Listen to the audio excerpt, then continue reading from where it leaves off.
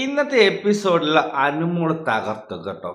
കാരണം നിങ്ങളിപ്പോൾ എല്ലാവരോടും എന്നെ പഞ്ഞിക്കിടാൻ വരാതെ, ഞാൻ അനുമോടെ സൈഡാണ് പറഞ്ഞത്. അനുമോടെ സൈഡൊന്നുമല്ല. അനുമോട് ഇന്ന് ലാലേട്ടൻ്റെ മുന്നിൽ എല്ലാം നീറ്റ് ആൻഡ് ക്ലിയർ ആയിട്ട് എല്ലാ കാര്യങ്ങളും പറഞ്ഞിട്ടുണ്ടായിരുന്നു. ലാലേട്ടൻ്റെ അടുക്കൽ ലാലേട്ടൻ ഇന്ന് അനുമോക്ക് സംസാരിക്കാനുള്ള സ്പേസ് കൊടുത്തിട്ടുണ്ടായിരുന്നു അല്ലേ? നല്ല സ്പേസ് കൊടുത്തിട്ടുണ്ടായിരുന്നു.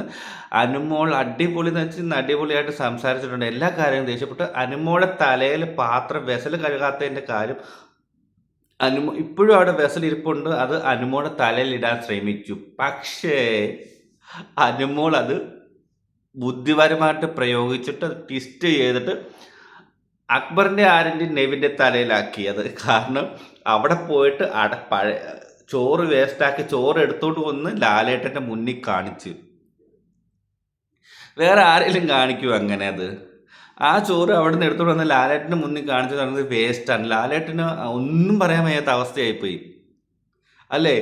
എന്നുവെച്ചാൽ ചോറ് വേസ്റ്റാക്കി കളയുന്നതല്ലേ? ഓൾറെഡി ക്യാപ്റ്റൻസിയെ കുറിച്ചിട്ട് പ്രശ്നങ്ങളായിട്ട് ഇരിക്കുന്ന സമയമാണ്. എന്തായാലും അക്ബറിനും ആരിനും നവിനും ഒന്നും പറയാൻ പറ്റാതെ ആയിപ്പോയി. ഒന്നും പറയാൻ പറ്റാന്ന് വെച്ചാൽ ഒന്നും പറയാൻ പറ്റാതെ ഇപ്പോൾ എന്താ വെച്ചാൽ അത്രയ്ക്ക് ഇഷ്യൂ ഉണ്ടായിട്ടുണ്ടായിരുന്നു.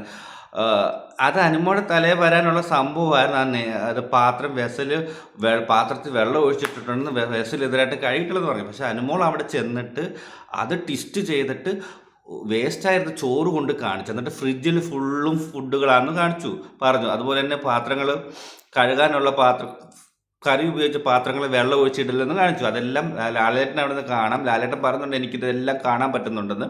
അത് ക്ലിയർ ആക്കാൻ ഷാനവാസിനോട് പറയുന്നുണ്ട്. അവർ ഫ്രിഡ്ജ് മുഴുവനും തുറന്നു നോക്കി ഫുള്ളും ഫുഡുകളായിരുന്നു. അതെല്ലാം ഹൈലൈറ്റ് ചെയ്ത് കാണിച്ചിരുന്നു. അവർക്ക് അതിനുള്ള ലാലേട്ടനും ബിഗ് ബോസിലുള്ള ഒന്നും പറയാൻ പറ്റാത്ത അവസ്ഥയാക്കി അനുമോള് കാണിച്ചു. അനുമോള് ഭയങ്കര ബുദ്ധിമതിയാണ്. പി ആർ ഉണ്ടെന്ന് പറഞ്ഞു. പി ആർ ഉണ്ടേലും ഇല്ലേലും അനുമോൾ ഇങ്ങനെ നിൽക്കാണ്ട്, അനുമോൾ സ്ട്രോങ് ആയി നിൽക്കാതെ ഒരിക്കലും അനുമോൾക്ക് അവിടെ നിൽക്കാൻ പറ്റും. എത്ര പി ആർ ഉണ്ട് ഈ പറഞ്ഞ ആര്യന് പി ആർ ഇല്ലായിരുന്നു. ആര്യനും സമ്മതിച്ചാണ് പി ആർ ഉണ്ടെന്ന്. അക്ബറിന് പി ആർ ഉണ്ട്. എല്ലാവർക്കും പി ആർ ഉണ്ട്. പി ആർ ഉണ്ടെന്ന് പറഞ്ഞിട്ട് മാത്രം കാര്യമില്ല. അതിൽ നിൽക്കാൻ കൂടെ പഠിക്കണം. ബിഗ് ബോസിൽ എല്ലാവരും പറഞ്ഞ പഴഞ്ചൊല്ലില്ലേ, കട്ട മാത്രം പോരാ, നിൽക്കാനൂടെ പഠിക്കണം. അതുപോലെ അനുമോൾ ഇതിൽ ചെയ്തിട്ടുണ്ട്. പി ആർ ഉണ്ടെങ്കിലും ഇല്ലെങ്കിൽ തന്നെ അനുമോളൊക്കെ അവിടെ നല്ലോണം ഗെയിം കളിക്കുന്നുണ്ട്. ഇപ്പോൾ ആരൊക്കെ എന്തൊക്കെ അനുമോടെ എതിരെ ഞാൻ അനുമോടെ ഫാനാണ് പഴയ, അതല്ലാതെ സ്റ്റാർ മാജിക്കുള്ള, അല്ലാതെ ബിഗ് ബോസ് വന്നിട്ട് അനുമോടെ പ്രത്യേക ഫാൻസോ അങ്ങനെ ഒന്നുമില്ല. ഞാൻ ആരെ ഫാൻസും കാര്യങ്ങളും നല്ലത് കണ്ട. ഷാനവാസിന് കഴിഞ്ഞിടെ ഇഷ്ടമല്ല, പക്ഷെ ഇപ്പം എനിക്ക് ഷാനവാസിനെ ഇഷ്ടമാണ്. അനീഷിനെ ഇടയ്ക്ക് ഇഷ്ടമല്ല, അനീഷിനെ ഇഷ്ടമാണ്. അങ്ങനെയാണ്. ഇപ്പം എന്തായാലും അനുമോൾ നല്ലോണം ഗെയിം കളിക്കുന്നുണ്ട്. ടിസ്റ്റ് ചെയ്യാൻ മിടുക്കിയാണ് അനുമോൾ. പക്ഷേ ഈ പ്രാവശ്യം എന്തുകൊണ്ടാണ് സംഭവിച്ചതെന്ന് അറിയാമോ? ലാലേട്ടൻ ഇന്ന് സ്പേസ് കൊടുത്ത് അനുമോൾക്ക് സംസാരിക്കാൻ വേണ്ടിയിട്ട്.